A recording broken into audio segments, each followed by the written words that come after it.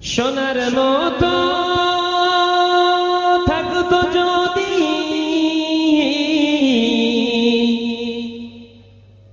আমার দুটি কান,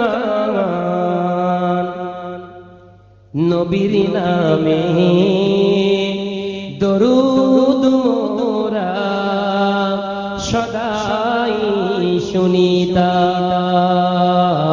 আল্লাহুম্মা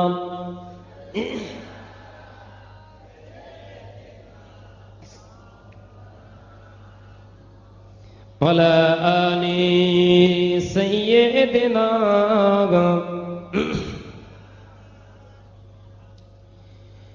থাকার মতো থাকতো যদি আমার দুটি চোখ,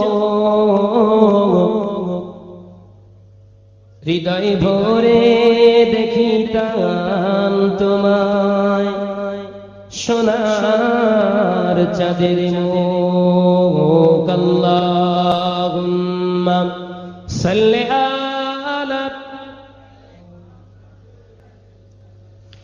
পাই যদি নবী গো আপনার দিদার, মউতের যাতনা থাকিবে না আমার। পাই যদি নবী গো আপনার দিদার, মউতের যাতনা থাকিবে না আমার। দয়া যে করিয়া দিও গো দিদার, দয়া যে করিয়া দিও গো দিদার। ইয়া রাসূলুল্লাহ ইয়া হাবিবাল্লাহ। আল্লাহুম্মা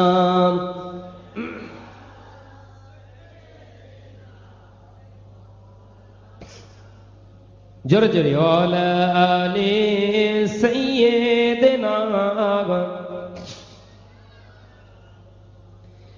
আমার মৌতের নিদান কালে, আমারি মৌতের নিদান কালে থাকিও নবীজি আমার শিয়রে। কদম ধরিয়া চুমিব আপনে, কদম ধরিয়া চুমিব আপনে। ইয়া রাসূলুল্লাহ ইয়া হাবিবাল্লাহ। আল্লাহুম্মা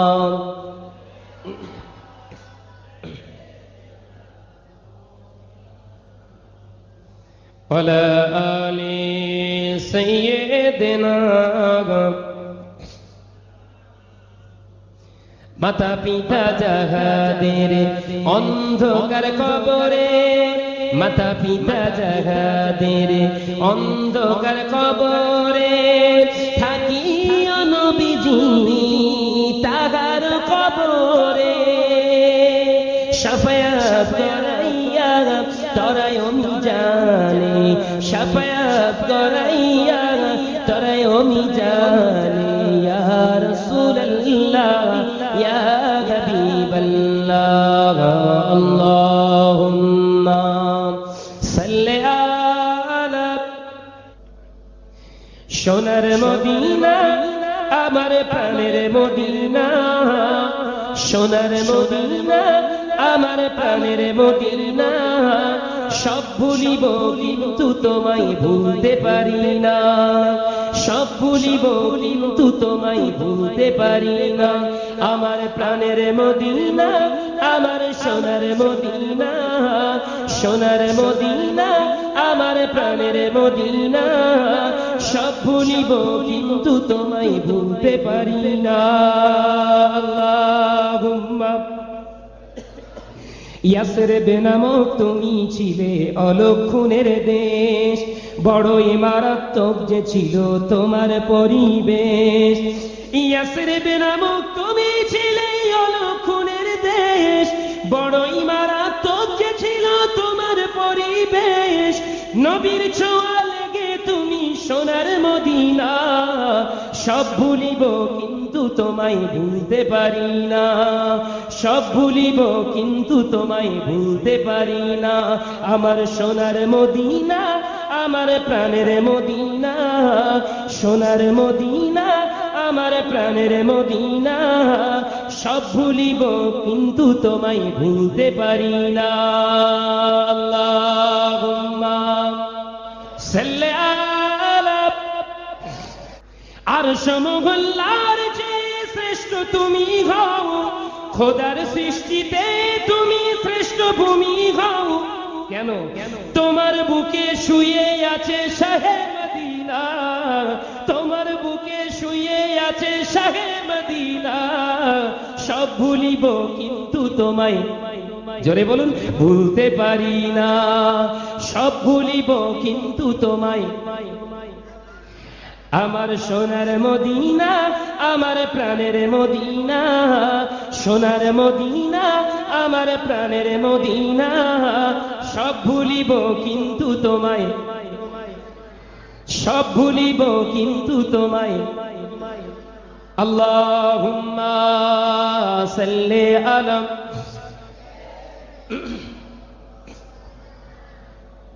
ওয়ালা আলি।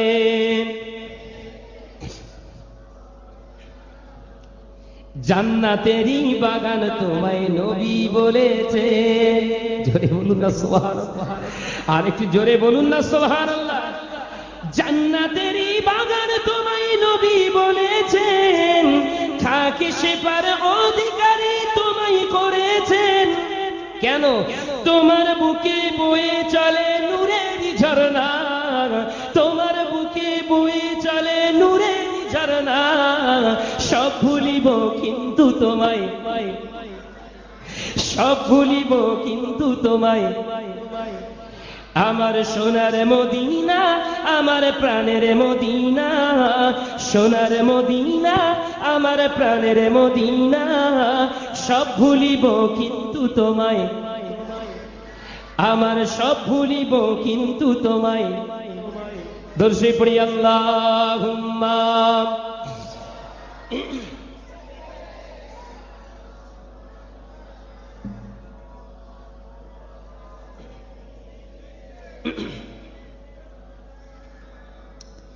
সোনার মদিনা, আমার প্রাণের মদিনা, সোনার মদিনা, আমার প্রাণের মদিনা, সব ভুলিব কিন্তু তোমায় ভুলতে পারি না, সব ভুলিব কিন্তু তোমায় ভুলতে পারি না।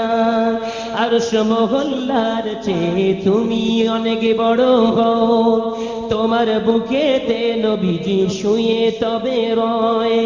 বাতাসগুলো কাঁদে তোমার কদম ছোঁয়া চাই, বাতাসগুলো কাঁদে তোমার কদম ছোঁয়া চাই, তোমার নূরের ছোঁয়ায় তারা ধন্য হলো না, সব ভুলিব কিন্তু তোমায়, জোরে সব ভুলিব কিন্তু তোমায়। আমার সোনার মদিনা, আমার প্রাণের মদিনা, সোনার মদিনা, আমার প্রাণের মদিনা, সব ভুলিব কিন্তু তোমায়। দরুদ শরীফ পড়ি আল্লাহুম্মা সাল্লি আলা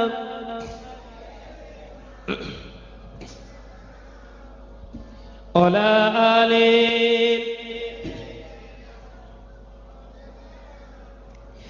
ওই দেশেতে দিয়ে যেও মোদের সকলের, বলুন সকলে আল্লাহুম্মা আমিন, আর জোরে বল আল্লাহুম্মা আমিন। ওই দেশেতে নিয়ে যেও মোদের সকলের, পাপ যত জীবনে আছে কবুল হবে তার, কদমের ওই ছোঁয়া লেগে হব নিষ্পাপ, কদমের ওই ছোঁয়া লেগে হব নিষ্পাপ। কেন? তোমার নূরের ছোঁয়াতে পাবো যে জান্নাত, তোমার নূরের ছোঁয়াতে পাবো যে জান্নাত, সব ভুলিব কিন্তু তোমায়, একটু জোরে বলুন, সব ভুলিব কিন্তু তোমায়। আমার সোনার মদিনা, আমার প্রাণের মদিনা, সোনার মদিনা, আমার প্রাণের মদিনা, সব ভুলিব কিন্তু তোমায়। দরুদ শরীফ পড়ি আল্লাহুম্মা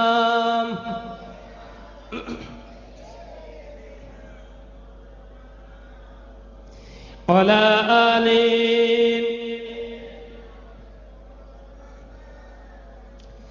আলহামদুলিল্লাহি রাব্বিল আলামিন ওয়াল আকিবাতু লিল মুত্তাকিন আসসালাতু আসসালামু আলা রাসূলিহিল কারীম আম্মা বাদ ক্বালা আল্লাহু তাআলা ফি কালামিল মাজিদ ওয়াল ফুরকানিল হামিদ বিসমিল্লাহির রহমানির রহিম ইয়া আইয়ুহাল্লাযীনা আমানু তুবু ইলাল্লাহি তাওবাতান নাসুহা وقال رسول الله صلى الله عليه وسلم قال رسول الله صلى الله عليه وسلم عن أبي هريرة قال رسول الله صلى الله عليه وسلم اتقوا فراشة المؤمنين أو قام قال عليه الصلاة والسلام। प्यारा हाजिरिन मजलिस, दिनदार नेककार अल्लाह वाला परहेजगार मुमिन मुसलमान भाईरा,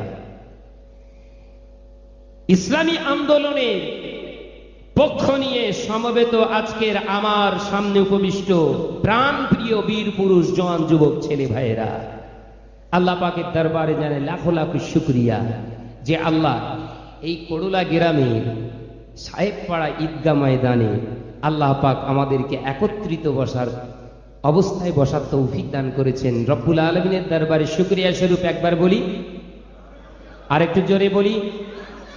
আল্লাহ পাকের সঙ্গে সঙ্গে যিনি গণ আন্দোলন পৃথিবীর জমিনে প্রতিষ্ঠিত করেছেন, সেই আখিরি নবী দো জাহানের বাদশাহ হাবিবুল্লাহ জনাবে মুহাম্মদ রাসূলুল্লাহ সাল্লাল্লাহু আলাইহি ওয়াসাল্লাম, সর্বযুগের অধিনায়ক, সর্বশ্রেষ্ঠ নেতা, leader, head of the department হযরতে নবী মুহাম্মদ রাসূলুল্লাহ সাল্লাল্লাহু আলাইহি ওয়াসাল্লামের প্রতি জানায় অসংখ্য দরুদ ও সালাম। একবার প্রাণ খুলিয়ে বলি সাল্লাল্লাহু আলাইহি ওয়াসাল্লাম। আমার ভাইজানেরা, আজকে আলোচনা কি করব, তাই কোরআন পাক থেকে আমি একটি আয়াতে কারিমা রেখেছি আর একটু ছোট্ট একটা হাদিস রাখলাম, যে হাদিস পাক থেকে শিক্ষা এবং কোরআনের আয়াত থেকে শিক্ষা নিতে হবে। আল্লাহ কোরআন পাকের ভিতরে বলছে, বান্দা জীবনে গুনাহ করেছো। কি বলছে? আল্লাহ বলছে জীবনে গুনাহ করেছো। কাদেরকে বললেন? ঈমানদারদের বললেন, তুমি তোমার জীবনে গুনাহ করেছো, আমি আল্লাহ জানি, তাই তোমার জন্য তওবার দরওয়াজা খুলে রাখি। তুমি তওবা করে আমি আল্লাহ আমার দিকে ধাবিত হও, আমি আল্লাহ তোমার জীবনের গুনাহকে মাফ করব। জোরে বলুন। কিন্তু ইল্লা তাওবাতুন নাসুহা, তওবাটা কেমন হবে, কিভাবে পড়তে হবে? যে কাজটা করেছো, যে পাপটা করেছো, আগামী দিনে ওই পাপটা যেন না হয়। রাসূল পাক সাল্লাল্লাহু আলাইহি ওয়াসাল্লামের দরবারে সাহাবায়ে কেরামরা বসে আছেন। আমার নবী পাক সাল্লাল্লাহু আলাইহি ওয়াসাল্লামের দরবারে আসলেন একজন মহিলা, যুবতী রমণী আসলেন, একজন যুবতী মেয়ে। প্রতিবাদের জায়গাটা বলছি। রাসূলুল্লাহকে সালাম দিলেন, আসসালামু আলাইকা ইয়া রাসূলুল্লাহ হাবিবাল্লাহ। হুজুর, আমি বাঁচতে চাই। আচ্ছা বলুন তো, যে মেয়েটা এসে, যে রসুলের সাহাবী এসে রসুলকে বাঁচার কথা বলছে, ও কি বেঁচে নেই? ও তো বেঁচে আছে। তাহলে বাঁচতে চাই মানে কি বোঝাতে চাইছে? রসুল বললেন, ও সাহাবী, তুমি কোন জায়গা থেকে বাঁচতে চাইছো? জাহান্নাম থেকে না এই দুনিয়ার সমাজ থেকে? আল্লাহ রসুলের সাহাবী ওই মহিলা বলেছিল, হুজুর আমি জাহান্নামার আগুন থেকে বাঁচতে চাই, আপনি সেই সূত্র আমাকে পথ দেখিয়ে দেন। আল্লাহ নবী বলেছিলেন, সাহাবী জীবনে যত গুনাহ করেছো, অন্যায় কাজ করেছো, আল্লাহর দরবারে খালেস নিয়তে তওবা করো। আমি রসুল বলছি, তুমি বাঁচার রাস্তা আল্লাহ তোমাকে দেখিয়ে দেবে। জোরে বলুন সুবহানাল্লাহ। আল্লাহ রসুলের সাহাবী আবার ঘুরে দাঁড়িয়ে গেলেন, হুজুর আমি বাঁচতে চাই। আল্লাহ নবী সাহাবীকে, আল্লাহ নবী বলেছিলেন, সাহাবী রে, ও সাহাবী রে, আমি রাসূলুল্লাহ সাল্লাল্লাহু আলাইহি ওয়াসাল্লাম, আমি তোমাকে বাঁচার রাস্তা বলে দিচ্ছি সাহাবী রে, আমি রাসূলুল্লাহ জানিয়ে দিচ্ছি, জীবনের গুনার দিকে লক্ষ্য করে জন্মের মতো তওবা করো, জীবনের মতো শেষ তওবা করো, জীবনের অন্তিম তওবা হিসাবে তোমার জবান দিয়ে নয়, অন্তর থেকে তওবা করো সাহাবী। আল্লাহ নবী সাহাবী বলেছিলেন, ইয়া রাসূলুল্লাহ, ইয়া হাবিবাল্লাহ, হুজুর আমি তওবা করলেও আমার গুনাহ, আমার তওবাকে আল্লাহ দরবারে কবুল হবে না। আল্লাহ নবী বলেছিলেন, সাহাবী রে, ও আমার সাহাবী, কি ব্যাপার, কি এমন পাপ করেছো সাহাবী রে? আল্লাহ নবী সাহাবী ওই মহিলাটা বলেছিলেন, ইয়া রাসূলুল্লাহ, ইয়া হাবিবাল্লাহ, হুজুর আমি জিনা করেছি, ব্যভিচার করেছি, ইয়া রাসূলুল্লাহ, ইয়া হাবিবাল্লাহ, আমি ব্যভিচার করেছি, অবৈধ শারীরিক সম্পর্ক করেছি, হুজুর আমি আমার জীবনে যে গুনাহ করেছি ওই গুনাহটা আল্লাহ মাফ করবেন না। আল্লাহ নবী বলেছিলেন, সাহাবী রে, ও আমার সাহাবী, মামে তুমি আল্লাহ দরবারে তওবা করো, আল্লাহ দরবারে তওবা করো। আমার আল্লাহ পাক গফুরুর রহিম, রহমানুর রহিম, আমার আল্লাহ পাক সত্তার, আমার আল্লাহ পাক রব্বুল আলামিন। ইয়া হাল্লাল মুশকিলাত, শুধু শুনিয়ে রাখরাও, জেনে রেখে দাও, আমি রাসূলুল্লাহ তোমাকে জানিয়ে দিলাম, জীবনের মতো তওবা করো। আল্লাহ নবী সাহাবী বলেছিলেন, ইয়া রাসূলুল্লাহ, ইয়া হাবিবাল্লাহ, আমি যে জিনা করলাম, ব্যভিচার করেছিলাম, ওই ব্যভিচার করার কারণে ইয়া রাসূলুল্লাহ, ইয়া হাবিবাল্লাহ, আমার গর্ভে সন্তান এসে গিয়েছে। ইয়া রাসূলুল্লাহ, ইয়া হাবিবাল্লাহ, ওই সন্তানটাকে আজ পর্যন্ত আমি গর্ভে ধারণ করে আছি। আমার বাঁচার রাস্তা বলে দেন। ও সাহাবায়ে, আল্লাহ নবী দিন ও দুনিয়ার বাদশা হাবিবুল্লাহ জনাবে মুহাম্মদুর রাসূলুল্লাহ সাল্লাল্লাহু আলাইহি ওয়াসাল্লাম ওই সময় বলেছিলেন, সাহাবী রে, যতদিন না ওই বাচ্চাটা প্রসব হয়, আমি রাসূলুল্লাহ আমার দরবারে তুমি বিচার চাইতে এসো না, যতদিন না পর্যন্ত ওই সন্তানটা না প্রসব হয়, দুনিয়ার মুখ না দেখে, ওই মেয়েটা তোমাকে আমি জানিয়ে দিলাম, ও মামে, আমি রাসূলুল্লাহ আমার দরবারে এসে কোনো লাভ হবে না, আমি রাসূলুল্লাহ তোমার জন্য বাঁচার রাস্তা দেখাতে পারবো না। ওই সন্তানটা প্রসব হয়ে যাক, যাও। আল্লাহ নবী সাহাবী নবী আমার এই কথা বলার সঙ্গে সঙ্গে আম্মা জান হযরতে রাবিয়া রাদিয়াল্লাহু তাআলা আনহা কাঁদতে কাঁদতে পাগলের মতো ছুটলেন। ওই যুবতী মেয়েটা, আল্লাহ নবী সাহাবী দৌড়ে দৌড়ে ঘরের ভিতরে নিজের ঘরে চলে গেলেন, আল্লাহর দরবারে ক্রন্দন করে, ও রব্বি আল্লাহ, আমার জীবনে আমি এমন মহা পাপ করলাম, এমন অন্যায় করলাম, এমন গলত কাজ করলাম, এমন আপনার দরবারে অন্যায় করলাম যে আমার জীবনে রাসূলুল্লাহর দরবার থেকে আমি বিতাড়িত হলাম। আমার আল্লাহ পাক আমাকে মাফ করে দিন, ক্ষমা করে দিন, আমাকে মাফ করে দিন। কাঁদতে কাঁদতে বিভোর হয়ে যায়, একদিন যায়, দুদিন যায়, রাসূলুল্লাহর এই যুবতী সাহাবীর অন্তর থেকে আল্লাহর জাহান্নামের ভয় আর যায় না। হযরত রাসূল পাক সাল্লাল্লাহু আলাইহি ওয়াসাল্লামের দরবারে কবে যাব, সন্তান কবে প্রসব হবে, এই নিয়ে ব্যস্ততার ভিতরে নিজেকে অস্থির করে তুলেছেন। ও সোনার মালিকেরা, আমার নবী পাক সাল্লাল্লাহু আলাইহি ওয়াসাল্লামের দরবারে ঠিক সন্তান প্রসব করার পরেতে একটা কন্যা সন্তান জন্ম দিল। নবী আমার মদিনার মসজিদে নবী শরীফে বসে আছে, আল্লাহ নবী সাহাবী ওই মহিলা সন্তান হবার 41 দিন বাদে রাসূলুল্লাহ দরবারে এসে হাজির। রাসূলের দরবারে এসে দাঁড়িয়ে গেছে। আল্লাহ নবী সাহাবীর দিকে লক্ষ্য করে নবী আমার সাহাবীকে লক্ষ্য করে প্রশ্ন করলেন, মা সাহাবী রে, ও মামে, তোমার কি সন্তান হয়েছে? ইয়া রাসূলুল্লাহ, ইয়া হাবিবাল্লাহ, আমার একটা আল্লাহ পাক সন্তান দিয়েছে, এই সন্তানটা অবৈধ সন্তান। ইয়া রাসূলুল্লাহ, ইয়া হাবিবাল্লাহ, হুজুর আপনি বলুন আমার বাঁচার রাস্তাটা কোনটা?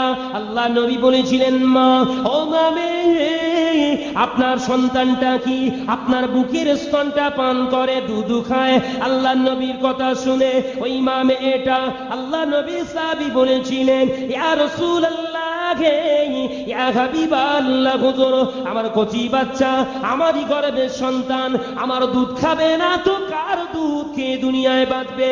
কাকে আমি দেখাবো? ইয়া রাসূলুল্লাহ, ইয়া হাবিবাল্লাহ, আমি যুবতী বয়সে আমার গর্ভ হয়েছে, ইয়া রাসূলুল্লাহ, ইয়া হাবিবাল্লাহ, আমার এই অবৈধ সন্তানের জন্য কে পালাবার দায়িত্ব নেবে? কাউকে আমি দিতে পারবো না।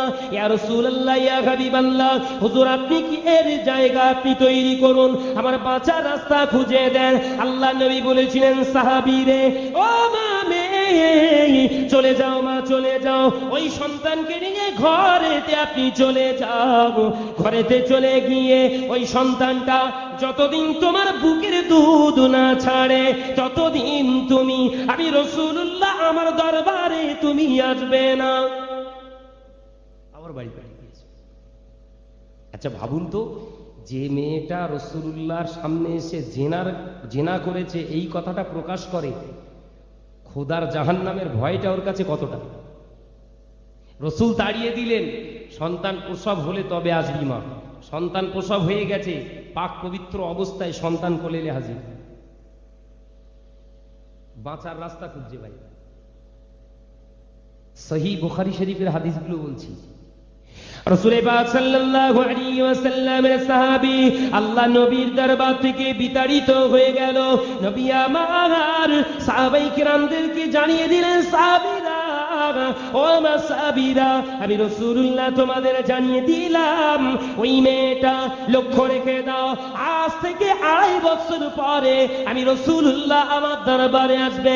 আমি রাসূলুল্লাহ সাল্লাল্লাহু আলাইহি ওয়াসাল্লাম তোমাদের সামনে ওকে আল্লাহর দরবারে পৌঁছে দিয়ে বাঁচার রাস্তা পৌঁছে দেব। জোরে বলুন সুবহানাল্লাহ। বাঁচার রাস্তা দেখিয়ে দেব। আল্লাহ নবী সাহাবী 2.5 বছর ধরে কলিজার টুকরি সন্তান, কলেজা সন্তানকে লালন পালন করলেন। ও সোনার মানিকেরা, আপনারা একটু দয়া করে বলুন, আমাদের ঘরের মা বোনেরা সন্তানদেরকে কতদিন দুধ খাওয়ায়? নিজের দুধ কতটা খাওয়ায়? কতদিন? জোরে বলুন না। আরে যা একটা হবে, হয় ভুল নইলে ঠিক। হ্যাঁ, 2 বছর? বাহ, করলার মা বোনেরা সব ভালো। আল্লাহ কারে, এরা 2.5 বছরের পর্যন্ত যায় না, তার আগে দুধ ছাড়িয়ে দেয়। কোটো হয় নাকি? কোটো খাওয়ানো হয়। ওই জন্য মায়ের সামনে আঙুল তুলে কথা বলছে, মাকে লাথি মেরে ফেলে দিচ্ছে। কোটো মার্কা ছেলে তো, মায়ের দুধ পায়নি তো। কোটো যেমন বাজায়, মাকে ওরম ধরে বাজাচ্ছে এবার বড় হয়ে। শরিয়াতের মাসলা হলো, কোরআন পাকের মাসলা হলো, হাদিস পাকের মাসলা হলো, একটা সন্তান, তার মা নিজের সন্তানকে 2.5 বছর ধরে নিজের দুধটাকে পান করাবে। কত বছর? 2.5 বছর।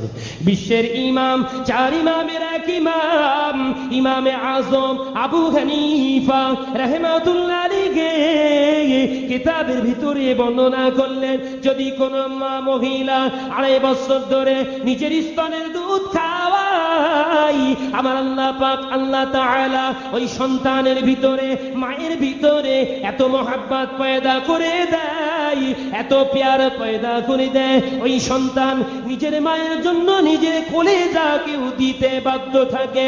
ও সোনার মানিকেরা, আমাদের ঘরের মা বোনেদের, আমাদের ঘরে বাপেদেরকে সন্তানের আজকে ইজ্জত করে না, সম্মান করে না, তাজিম করে না। ঈদের দিনেতে ওরা নিজের মা বাপের পায়েতে হাত দিয়ে হাতে চুমা খায় না। এর কারণটা বড় লক্ষ্য করুন।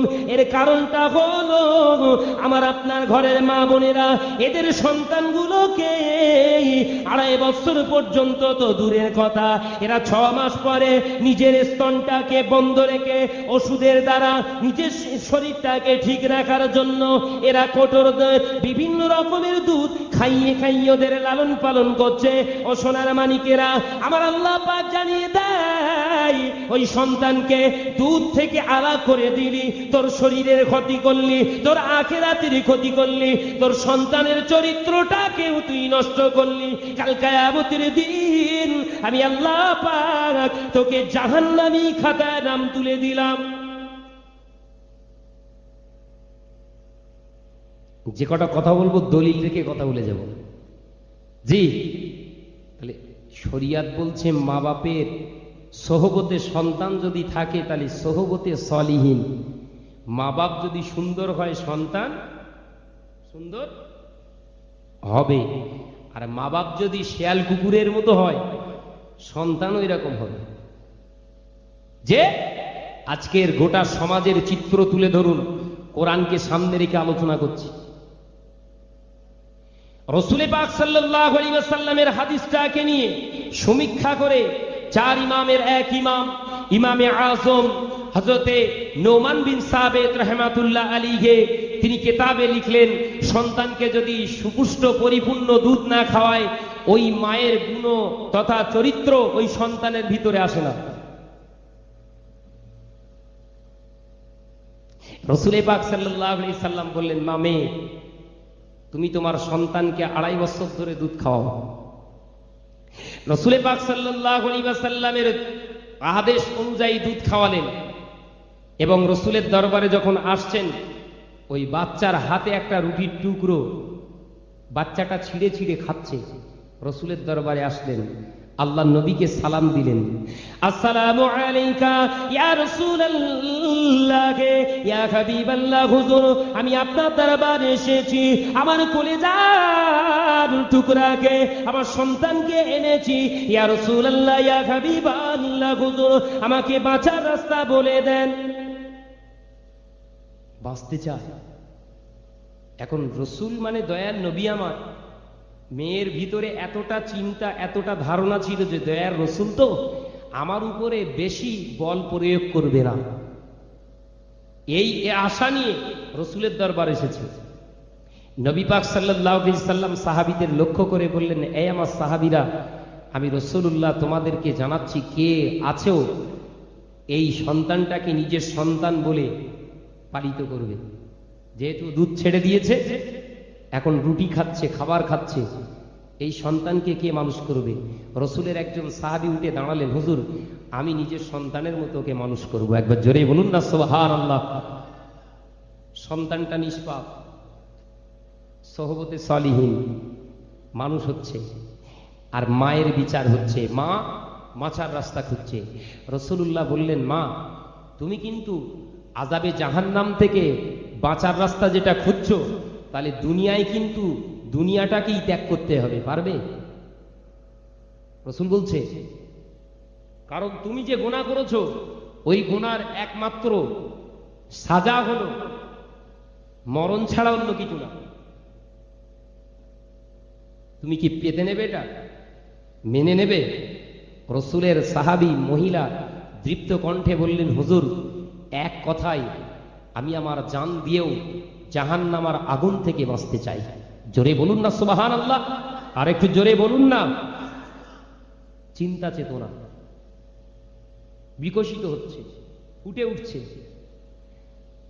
আল্লাহ নবী দিন ও দুনিয়ার বাদশাহ হাবিবুল্লাহ জনাবে মুহাম্মদুর রাসূলুল্লাহ সাল্লাল্লাহু আলাইহি ওয়াসাল্লাম হুকুম করলেন, ও আমার সাহাবীরা, ও আমার সাহাবারা, আমি রাসূলুল্লাহ তোমাদেরকে জানিয়ে দিচ্ছি বাবা, একটা গর্ত খোঁড়ো। রাসূলুল্লাহ সাহাবীরা গর্ত খুঁড়তে লাগলেন। নবী আমার মেয়ের দিকে তাকিয়ে রইলেন, আল্লাহ নবী সাহাবীর দিকে নবী তাকিয়ে রইলেন। আল্লাহ নবী সাহাবীদের দিকে তাকাতে তাকাতে সাহাবায়ে কেরামরা গর্তটাকে পরিপূর্ণ খুঁড়ে ফেললেন। আল্লাহ নবী বললেন, মা, ও মামে সাহাবীরে, আমি রাসূলুল্লাহ তোমাকে হুকুম করছি মা, ওই গর্তের ভিতরে ঢুকে যাও। গর্তের ভিতরে ঢোকো, গর্তের ভিতরে প্রবেশ করো। ব্যভিচার করেছে, গর্তের ভিতরে ঢুকে গেল বুক পর্যন্ত। আল্লাহ নবী সাহাবীরা আল্লাহ নবীকে প্রশ্ন করলেন, ইয়া রাসূলুল্লাহ, ইয়া হাবিবাল্লাহ, হুজুর ওই মহিলা কেন গর্তের ভিতরে ঢুকেছে? আল্লাহ নবী বললেন, সাহাবীরা, ও আমার সাহাবারা, আমি রাসূলুল্লাহ জানিয়ে দিচ্ছি বাবারা, ওই মেয়েটা আল্লাহর রাস্তায় যেতে চায়, আল্লাহর আযাব জাহান্নাম থেকে বাঁচতে চায়, তাই আমি রাসূলুল্লাহ ওকে গর্তের ভিতরে ঢুকিয়ে দিলাম। ওর মাথাটা বেরিয়ে আছে, ওর সমস্ত অঙ্গটা ভিতরে ঢুকে আছে গর্তের ভিতরে। আমি রাসূলুল্লাহ তোমাদেরকে হুকুম করছি, সাহাবীরা, একটা দুটো করে নয়, 80টা বড় বড় পাথর ওর মাথাতে মারো। ওই পাথরের আঘাতে ওই মহিলাটা, আমার সাহাবীটা যদি মারা যায়, আমার আল্লাহ পাক ওর জীবনের গুনাহকে মাফ করে দেবেন। জোরে বলুন সুবহানাল্লাহ। এই ওয়াজ বোঝা যাচ্ছে? তওবা হচ্ছে তওবা। জেনা করেছে, রাসূলুল্লাহ গর্তের ভিতরে ঢুকিয়ে দিলেন। সাহাবাই কেরামরা বললেন, হুজুর কি করব? বলে, সাইজের পাথর মারো। কটা? 80টা। আল্লাহ নবী সাহাবীরা দাঁড়িয়ে রয়েছে। নবী আমার হুকুম করার সঙ্গে সঙ্গে সাহাবায়ে কেরামেরা এক এক করে পাথর মারতে শুরু করলেন। একটা, দুটো, তিনটে, চারটে, 10টা পাথর, 15টা পাথর, 20টা পাথর, 25টা পাথর মারার পরে ওই মহিলা আম্মা জানের মাথাটা ফেটে গিয়ে চৌচিরে হয়ে গেল। আম্মা জান মাথা থেকে রক্ত ফিরকি দিয়ে রাসূলুল্লাহ সাহাবী আমিরুল মুমিনিন খলিফাতুল মুসলিমিন হযরত ওমর ফারুকের গায়ে লেগে গেল। হযরত ওমর ফারুক পাশেতে দাঁড়িয়েছিলেন। আল্লাহ নবী সাহাবীর ওই গায়ের রক্তটা আল্লাহ নবী সাহাবীর গায়ে লেগে গেল। হযরত ওমর ফারুক কাঁদতে কাঁদতে জমিনের উপরে আল্লাহু আকবার বলে বসে পড়লেন। নবী আমার সাহাবায়ে কেরামদের দিকে লক্ষ্য করে হযরত ওমর ফারুক কে বলেছিলেন, হে আমার ওমর রে, কেন তুমি কাঁদতে কাঁদতে জমিনের উপরে আল্লাহু আকবার বলে বসে পড়লে? আল্লাহ নবী সাহাবী বলেছিলেন, ইয়া রাসূলুল্লাহ, ইয়া হাবিবাল্লাহ, হুজুর ওই মহিলা জিনা করেছে, ব্যভিচার করেছে। ওই ব্যভিচারিণী মহিলার গায়ে রক্ত আমি ওমর আমার গায়ে এসে পড়লো, আমি আমার গাটাকে অপবিত্র করে ফেললাম। আল্লাহ নবী ঈশ্বরে বলেছিলেন, না না না সাহাবী রে, ও আমার সাহাবী ওমর, আমি রাসূলুল্লাহ বলছি, ওই মহিলাটা আর সেই মহিলা নয়, ওই মহিলাটা আল্লাহর বেহেশতি সুন্দরী মহিলা। জোরে বলুন সুবহানাল্লাহ, আর একটু জোরে বলুন সুবহানাল্লাহ। ওরে আমার ওমর রে, আমি রাসূলুল্লাহ জানিয়ে দিলাম, ওই মহিলার গায়ের রক্তটা তোমার গায়েতে লাগলো, ওই মহিলার খুনটা তোমার গায়েতে লেগে গিয়েছে, তার মানে হলো আমার আল্লাহ পাক ওই মহিলার সঙ্গে সঙ্গে তোমার প্রতিও খুশি হয়ে গিয়েছে। ভাই সাহেব, এবার হাদিসটা সমীক্ষা করুন। এটা সঠিক তথ্যটা দিয়ে দিলাম, এবার এর থেকে বেছে নেন। তাহলে রসুলের দরবারে বাঁচার জন্য নিজের জীবনটাকে শেষ করে দিলেন কে? সাহাবী। তাহলে আজকের এই যুগ সন্ধিক্ষণে করোলার যুবকেরা নিজেদের টাকাগুলোকে জাহান্নামের খাতায় না লিখে জান্নাতের দপ্তরে লিখাতে চাইছে, এর সহযোগিতা করা আবশ্যক না সহযোগিতা থেকে আরো বিরোধিতা করা আবশ্যক? জোরে বলুন। সহযোগিতা। তাহলে যদি সহযোগিতা করে বাঁচার রাস্তা পাবেন। বাঁচার রাস্তা বলে গেল।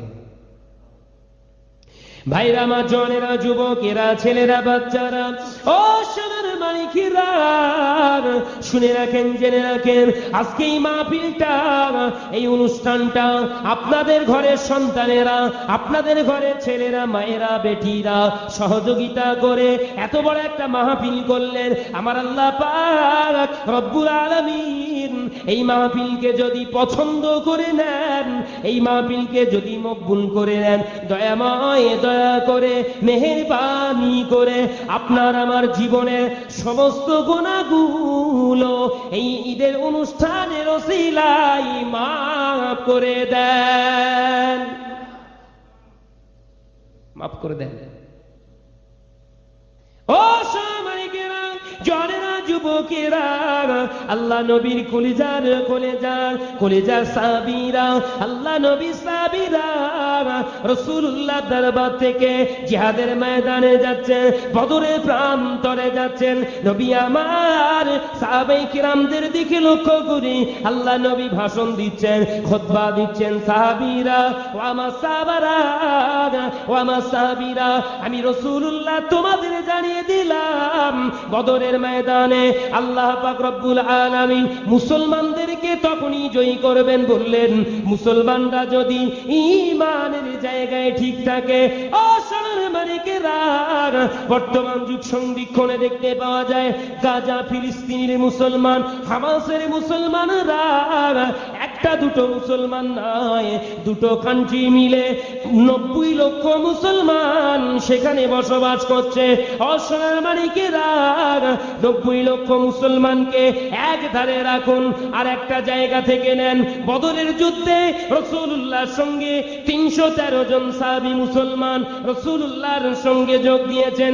বদরের ময়দানে জিহাদ ঘোষণা হচ্ছে।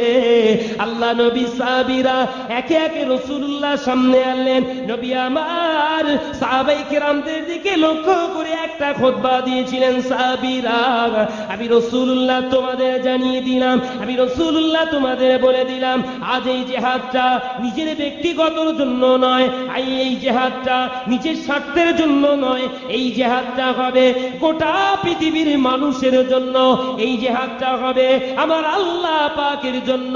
সাহাবীরা, এই জিহাদে তখনই জয়ী হবে যদি তোমাদের ঈমানটা ঠিক রাখো। সাহাবীরা, আল্লাহ নবী সাহাবীরা নবীর কথা শুনে আল্লাহ নবী সাহাবীরা বলেছিলেন, ইয়া রাসূলুল্লাহ, ইয়া হাবিবাল্লাহ, হুজুর আপনার কাছ থেকে যে খুতবা শুনলাম, এই খুতবার দ্বারা আল্লাহ পাক, আল্লাহ তাআলা আপনার এই খুতবার দ্বারা আমাদের ঈমানি অস্ত্রটাকে আরো বেশি ধারালো করে দিয়েছেন। জোরে বলুন।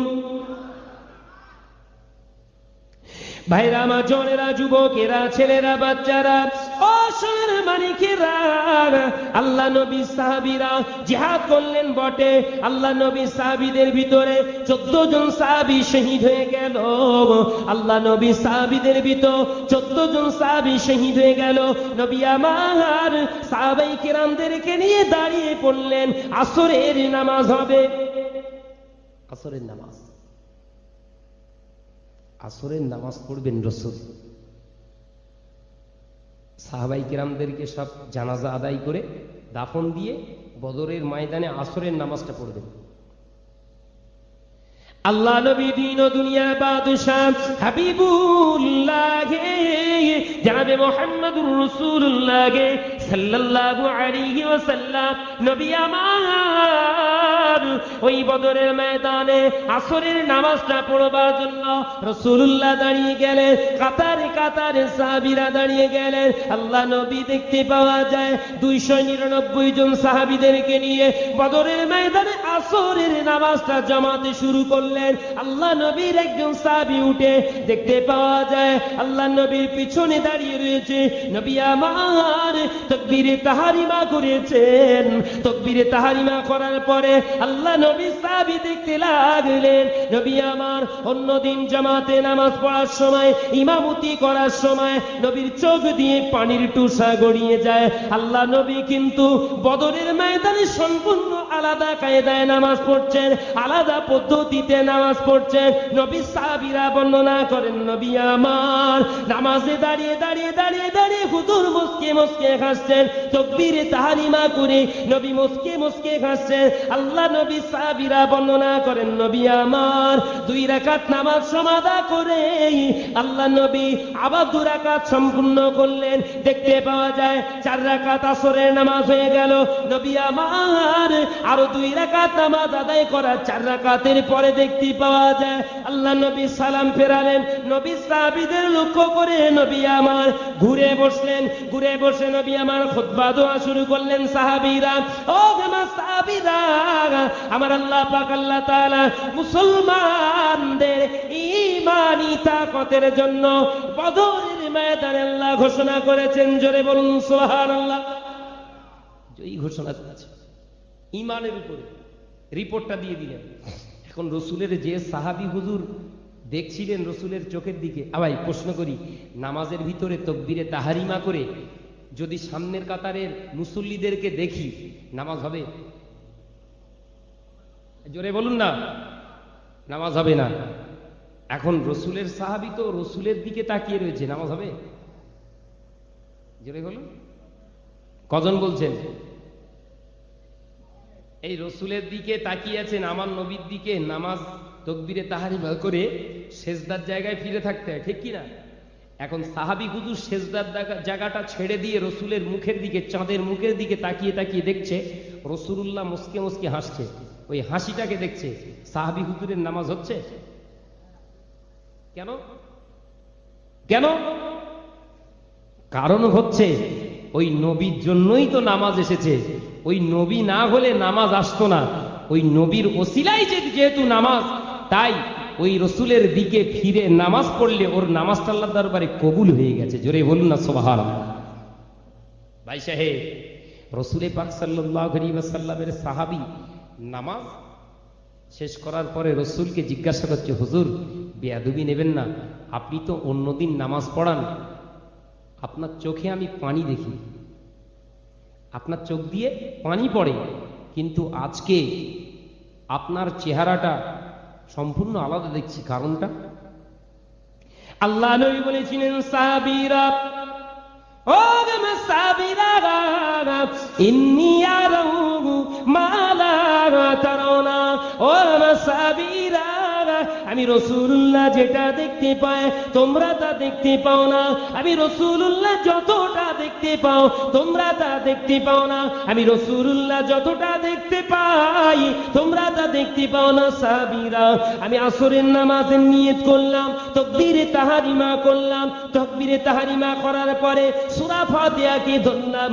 দেখতে পাওয়া যায় আল্লাহ পাক আল্লাহ তাআলার দরবারে আমি লক্ষ্য করছিলাম আমার ফেরেশতা, আল্লাহ পাকের ফেরেশতা ভাই জিবরিল আমিন আল্লাহ দরবারে যে সিজদা করেছেন, আল্লাহ পাক রব্বুল আলামিন সিজদাকে কবুল করলেন না, মেনে নিলেন না।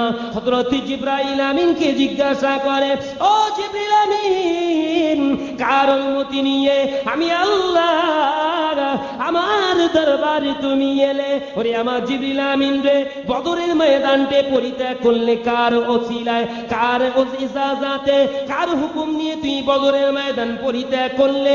আমি আল্লাহ পাক তোমার কাছে জানতে চাই। জিবরিল আলাইহিস সালাতু ওয়াস সালাম, আমি আল্লাহ তাআলার দরবারে চুপটি মেরে দাঁড়িয়ে রইলাম। আমার আল্লাহ পাক জানিয়ে দেন, জিবরিল আমিন রে, এক্ষুনি যদি বদরের ময়দানে ফিরে না যাও আমি আল্লাহ তোমার উপরে গুসা কি করব? জোরে বলুন না সুবহানাল্লাহ। ফিরে যাও।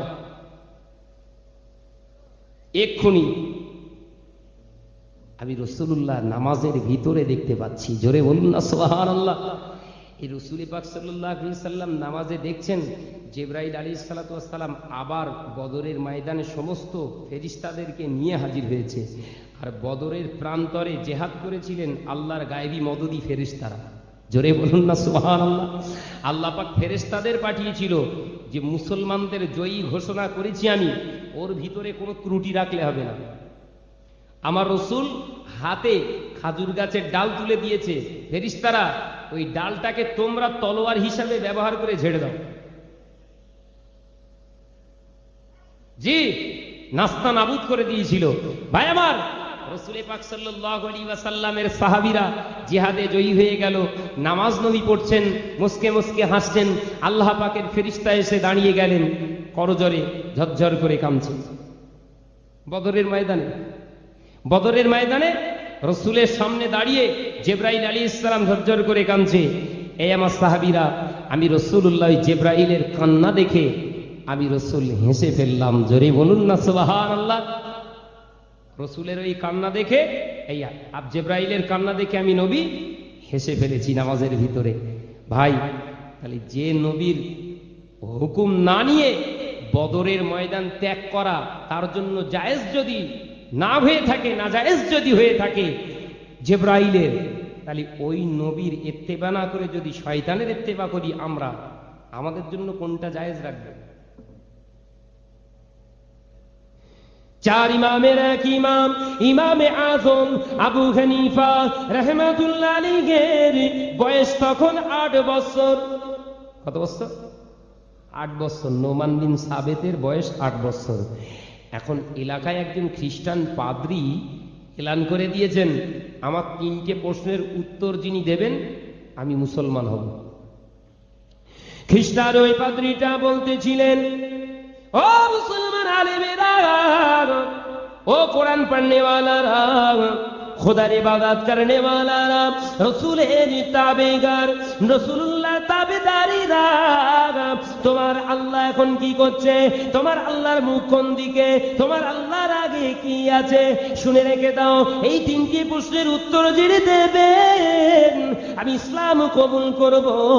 বিশ্বের ইমাম, ইমামে আজম আবু হানিফা রাহমাতুল্লাহ আলাইহি নিজের চাচা জানকে বলেন, চাচা জান, ও আমার চাচা জান, আমি একটু বলবো।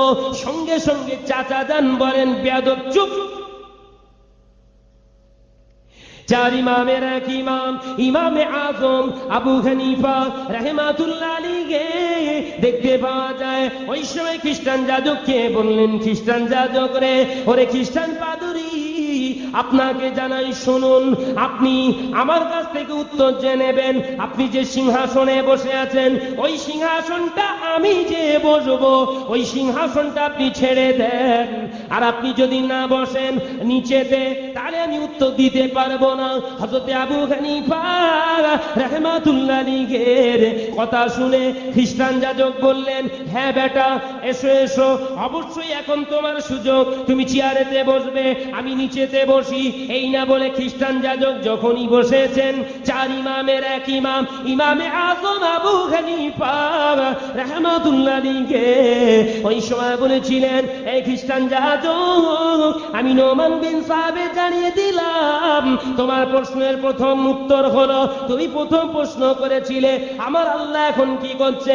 আমি আবু হানিফা জানিয়ে দিচ্ছি, আমি আবু হানিফা নোমান বিন সাবেত 8 বছর বয়সে আমার মতো শিশুকে আমার আল্লাহ এই মুহূর্তে আপনার কাছ থেকে চেয়ার কিনে নিয়ে আমাকে বসিয়ে দিয়ে আপনাকে নিচে বসিয়ে দিয়েছে। জোরে বলুন না সুবহানাল্লাহ। আমার আল্লাহ এখন এই করছে। জোরে বলুন না সুবহানাল্লাহ। আল্লাহ কি নিয়ামত করেছিলেন, অথচ আবু হানিফা রাহমাতুল্লাহ আলাইহিকে মাযহাব মানছে না। কে? ওই শার্টকোট পরে দাঁড়িয়ে ফতোয়া দেওয়া, তারা মাযহাব মানে না। আপনি বলুন, রাসূল পাক সাল্লাল্লাহু আলাইহি ওয়াসাল্লামকে কত মহব্বত করেছেন। নোমান বিন সাবিত ওই সময় দেখতে পাওয়া যায় হযরতে বিশ্বের ইমাম ইমামে আযম আবু হানিফা রাহমাতুল্লাহ আলাইহি আবার বললেন, এই খ্রিস্টান যাজক, আপনি কি উত্তর পেলেন? খ্রিস্টান যাজক মাথা নিচু করে বললেন, বাবা ও নোমান বিন সাবিত, আমি তোমার উত্তরে আমার প্রশ্নের উত্তরটা সঠিকভাবে পেয়ে গেলাম। জোরে বলুন সুবহানাল্লাহ, আর একটু জোরে বলুন সুবহানাল্লাহ। এই খ্রিস্টান যাজক, দাঁড়ান দাঁড়ান, আপনার দ্বিতীয় প্রশ্নের উত্তর হলো, আপনি প্রশ্ন করলেন আমার আল্লাহর মুখটা কোন দিকে। এই খ্রিস্টান যাজক, একটা চেরাগ আপনি আনেন, একটা বাতি আপনি আনেন, আনা হলো, চেরাগটা জ্বাললেন হুজুর, নিজে হাতে করে কচি হাতে জ্বালিয়ে দিলেন। আল্লাহর ওলি হযরত বিশ্বের ইমাম আবু হানিফা রাহমাতুল্লাহ আলাইহি বললেন, ও খ্রিস্টান যাজক, আমি আবু হানিফা তোমায় প্রশ্ন করি, আমি নোমান বিন সাবিত তোমায় প্রশ্ন করি, বলুন এই চেরাগের মুখ কোন দিকে? এটা জোরে বলুন, এই চেরাগের মুখ কোন দিকে? খ্রিস্টান যাজক বলছে, এই নোমান বিন সাবিত, এই চেরাগের মুখ আছে নাকি আবার? চারিদিকে। ও খ্রিস্টান যাজক, আমি নোমান বিন সাবিত তোমাকে বলে দিচ্ছি, আমার আল্লাহ এমন, আমার আল্লাহ, আমার প্রভু এমন প্রভু, আমার আল্লাহর মুখ সমস্ত দিকে। যেদিকে যে কাজ করেন না কেন, যেদিকে যে কথা বলেন না কেন, যেদিকে যে লক্ষ্য করেন না কেন, যে পাপ আপনি করবেন, যে সবের কাজ করবেন, আমার আল্লাহর মুখ চারিদিকে, আমার আল্লাহ সব দেখতে পায়। এই খ্রিস্টান যাজক, তুমি কি আমার প্রশ্নের উত্তর পেলে? খ্রিস্টান যাজক মাথায় হেট করে বলছে, হ্যাঁ নোমান বিন সাবিত, তোমার উত্তরটা আমার কাছে উত্তর বলেই মনে হয়েছে। জোরে বলুন না সুবহানাল্লাহ। কত বছর বয়স? খেয়াল রাখুন, শিক্ষা নেবেন। চার ইমামের এক ইমাম ইমামে আযম আবু হানিফা রাহমাতুল্লাহ আলাইহি দেখতে পাওয়া যায় নোমান বিন সাবিত আবার প্রশ্ন করলেন, খ্রিস্টান যাজক, আপনি আমাকে তৃতীয় প্রশ্ন আমাদেরকে করলেন, আমার আল্লাহর আগে কে ছিল? শুনুন, আপনাকে জিজ্ঞাসা করি, আপনি কি গুনতে জানেন?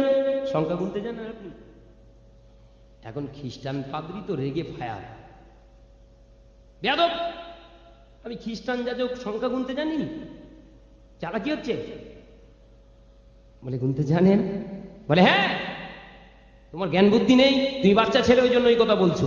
বলে না, আপনি মনে কিছু করবেন না, আপনি গুনুন তো 1 থেকে 10 পর্যন্ত। 1 2 3 4 5 6 7 8 9 10।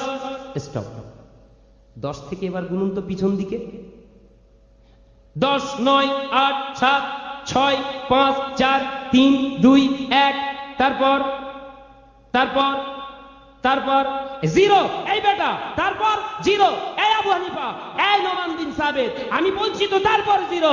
আরে এই খ্রিস্টান যাজক, আমি আপনাকে বলছি, শুনুন, আমার আল্লাহ 1 থেকে 10 পর্যন্ত গুনলে একের পরে যেমন একের আগে আর কিছু থাকে না, আমার আল্লাহর আগে কিছু থাকতে পারে না। জোরে বলুন, আর একটু জোরে বলুন না সুবহানাল্লাহ। আপনার প্রশ্নের উত্তর পেলেন? হযরত আবু হানিফা রাহমাতুল্লাহ আলাইহির ওই 8 বছরের বাচ্চার হাতে হাত দিয়ে, একটা দুটো নয়, ওই 8 বছরের সন্তানের হাতে হাত দিয়ে 400 খ্রিস্টান ব্যক্তি পাদ্রী সহ সব মুসলমান হয়ে গিয়েছিলেন। জোরে বলুন সুবহানাল্লাহ।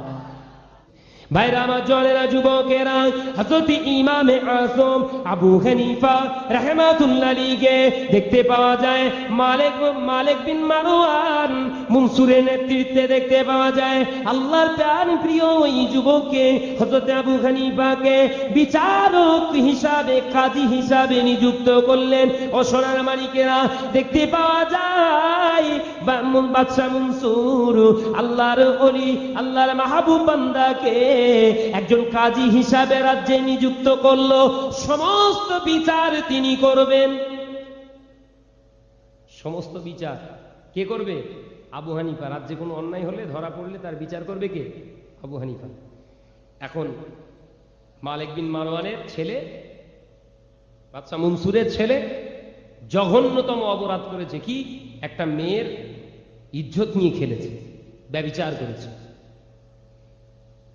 এখন আবু হানিফার দরবারে বিচার এসছে, বিচার করবে কে? আবু হানিফা। এখন বাদশার ছেলে, বাদশা মনসুর মনে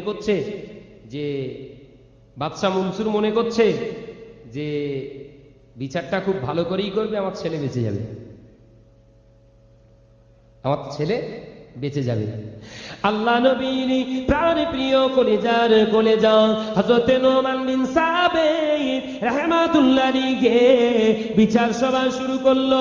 রায় ঘোষিত হলো, বাদশা মনসুরের ছেলে অপরাধী, কঠিন শাস্তি জায়গায় তুলে দেওয়া হবে। একটা দুটো নয়, 80 ঘা চাবুক বাদশার ছেলের গায়ে মারা হবে। 80 ঘা চাবুক। এখন ভাই 80 ঘা চাবুক, মেয়ের হেনস্তা করেছে, 80 ঘা চাবুক।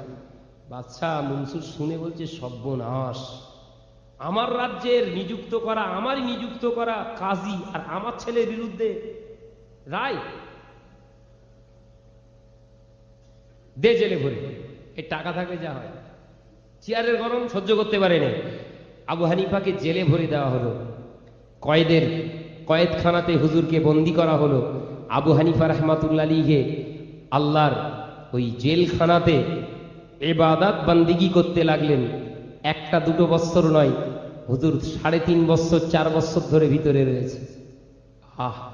হযরত আবু হানিফা ন্যায়ের পক্ষে রায় দেওয়ার জন্য জেল খাটছেন। আবু হানিফাকে চক্রান্ত করে বাদশা মনসুর কি করলো? মালিক বিন মারওয়ান সঙ্গে সঙ্গে হুকুম করলো, রাধুনির সঙ্গে যুক্তি করে খাদ্যের সঙ্গে জহের মাখিয়ে দিল, বিষ।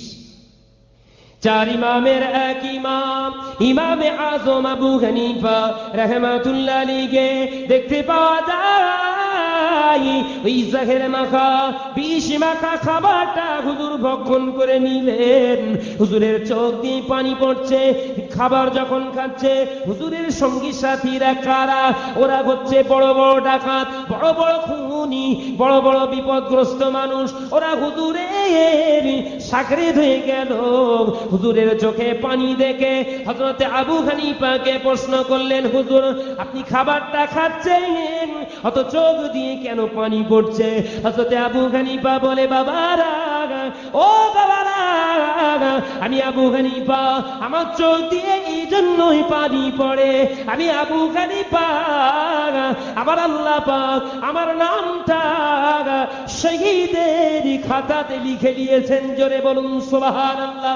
আমি আবু হানিফা, এই খুশিতে আমার চোখ দিয়ে পানির টুসা গড়িয়ে যাচ্ছে। জোরে বলুন সুবহানাল্লাহ। শাগরেদরা বললেন, হুজুর আপনি কি করে বুঝলেন আপনার নামটা শহীদের দরজা দেয়া হলো, শহীদের দপ্তর লেখা হলো? হযরত আবু হানিফা বলেছিল, বাবা এর রেজাল্টটা কালকে বুঝবে, বাবা এর প্রকৃত পক্ষে তথ্যটা কালকে বুঝতে পারবে। হযরত আবু হানিফা ফজরের নামাজ আদায় করে গভীর নিদ্রায় ঘুমিয়ে গেলেন। ইন্না লিল্লাহি ওয়া ইন্না ইলাইহি রাজিউন। আবু হানিফা রাহমাতুল্লাহ আলাইহি ইন্তেকাল হয়ে গেল, শহীদ হয়ে গেল, বিষকে মারা গেল।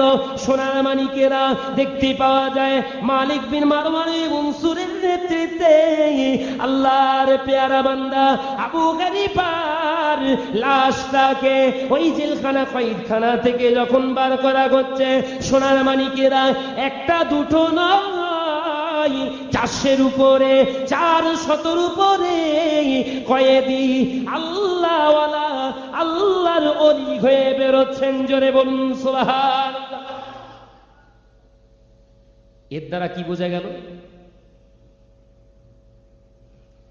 অন্যায়ের প্রতিবাদ করে মরলেও ও প্রতিবাদটা চিরস্থায়ী হয়ে যায়। একবার জোরে বলুন না সুবহানাল্লাহ। এ থেকে কি শিক্ষা পেলেন? যে অন্যায়ের প্রতিবাদ করতে গিয়ে যদি মরণ হয়, ওই মরণটা মরণ হয় না, ওই মরণটা বরঞ্চ জেন্দা হয়ে, ওই মরণটা বরঞ্চ স্থায়িত্ব হয়ে সমাজ গড়ে দিতে পারে। যার বড় নজির হযরতে আবু হানিফা রাহমাতুল্লাহ আলাইহি নিজে। একবার জোরে বলুন সুবহানাল্লাহ। আসুন সকলে মিলে আমার নবী পাকের উপর একটু সালাম দেব, 4টে বাজতে যাই। উঠবেন তো নাকি? শর্টকার ব্যামো নেই তো?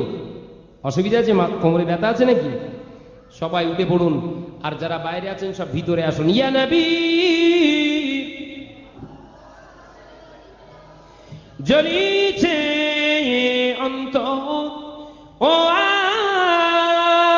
আমার, ও নবী বিরহ আগে তোমার,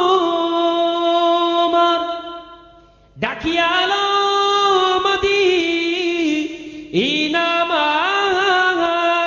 মদিনার, দেখিব রোজা আজে তোমার নবী।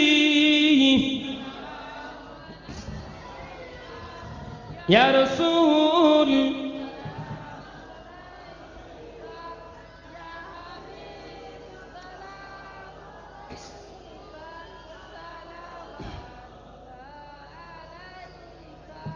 ও নবী হায়াতে তোমার ও দেখিনি, মদিনায় যেতে ও পারিনি,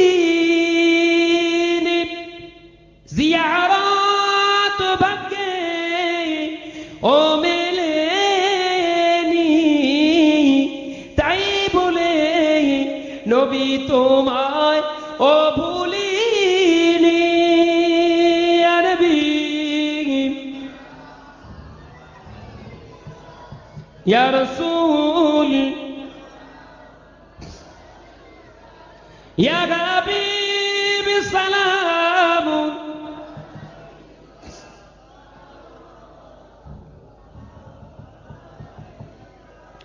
হাওড়া জেলার এই কলোড়া ও গ্রামে দাঁড়িয়ে তোমার পাক মজলিসে সালাম দিলাম ও গো নবী, ও তোমারে কবুল করো সালাম মোদের সবারে। ইয়া নবী ইয়া রাসূল ইয়া হাবিব সালাম।